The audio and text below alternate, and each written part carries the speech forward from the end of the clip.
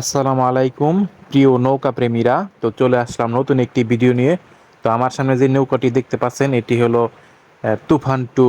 তো দেখতে পাচ্ছেন তুফান টু নৌকাটি পানিতে নামানো হয়েছে এবং নৌকার রং করা হয়েছে। দেখেন, রং করা হয়েছে, অনেক সুন্দর করে রং করা হয়েছে।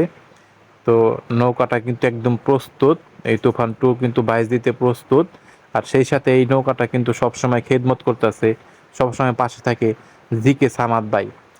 জিকে সামাদ ভাই কিন্তু এই নৌকার মাঝি।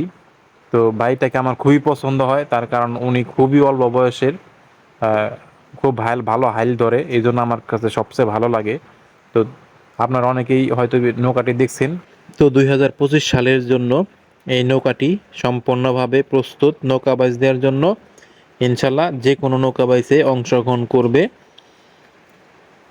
তো দেখতেই পাচ্ছেন এই হলো পিছনের গুলোই, আর সামনের অংশটুকু তো আপনাদের দেখাইলামই। নৌকাটার সুন্দর করে রং করা হয়েছে, দেখতে খুবই সুন্দর লাগতেছে। তো আশা করি বেউথা নদীতে ইনশাল্লাহ নৌকাটি যাবে।